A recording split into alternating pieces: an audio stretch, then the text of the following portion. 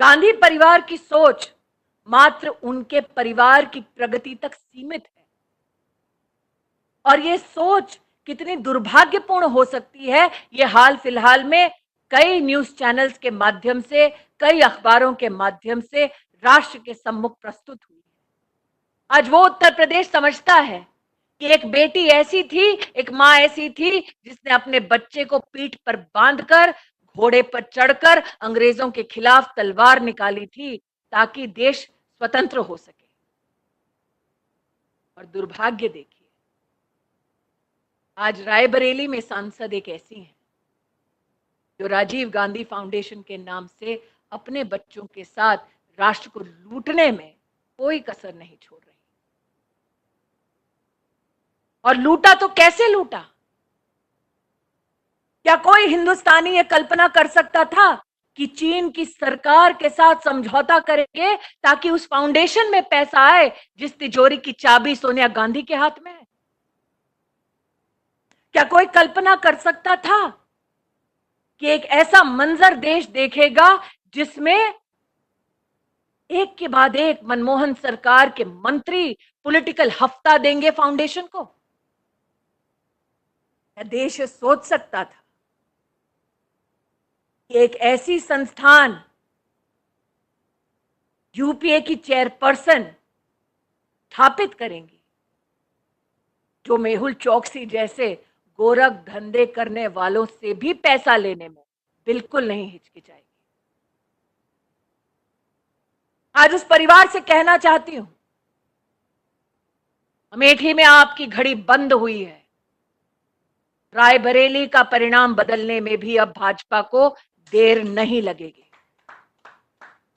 जब सैम मानेकशॉ को याद करती हूं तो सोचती हूं, ऐसे महानुभाव क्या सोचते होंगे कांग्रेस की अध्यक्षा के बारे में जिसने चीन से हाथ मिला लिया ताकि भारत की पीठ पर वो खंजर भोंक सके?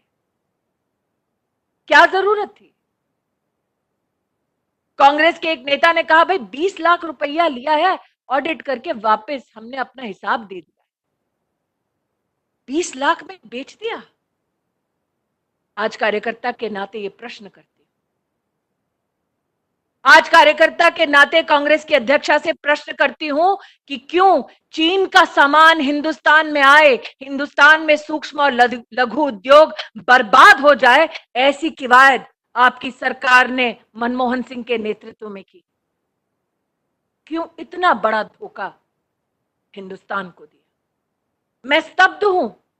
टीवी चैनल खोलकर जब सुनती हूं जो कागजात सामने आते हैं, आज इंटरनेशनल दिवस है सूक्ष्म और लघु उद्योग का, 11 करोड़ लोग इस पर निर्भर हैं और सोनिया गांधी के नेतृत्व में यूपीए की सरकार ने कुछ ऐसे दस्तावेज बनाए कि ये 11 करोड़ लोग अपनी नौकरी से हाथ धो बैठे। सोनिया जी से आज पूछना चाहती हूं, इतना तो क्या बैर है हिंदुस्तान से?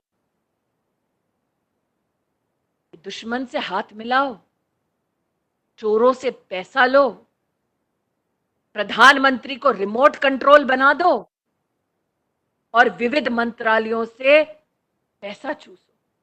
और हद तो तब हो गई जब प्रधानमंत्री राहत कोष से भी पैसा उठाया इस गांधी खानदान ने। यह अपराध मैं नहीं करूंगी अगर याद नहीं दिलाऊंगी कि सम्राट साइकिल में क्या हश्र किया था अमेठी के गरीब किसानों का। आज महाना जी इस कार्यक्रम में उपस्थित है। 5-6 साल से संघर्ष राष्ट्र के सामने उभरा है और संघर्ष क्या, यूपीएसआईडीसी से जमीन ली जाती है, लोगों को धोखा दिया जाता है कि साइकिल की फैक्ट्री चलेगी, फैक्ट्री चलती नहीं और जमीन सरकार की उठाकर राजीव गांधी चैरिटेबल ट्रस्ट को दे दी जाती है। मैंने भी सोचा 6 साल कि जिस जमीन पर फैक्ट्री का चलना है वो एक ट्रस्ट कैसे ले सकता है, लेकिन आज पता चला इस प्रकार का लेन देन करना इस खानदान की फितरत सी बन चुकी है। इसलिए आज मैं राष्ट्र को आह्वान करती हूं, एक कार्यकर्ता होने के नाते, क्या आपने देखा 70 साल का वो मंजर जब गरीब को वंचित रखा गया कल्याणकारी कार्यक्रमों से?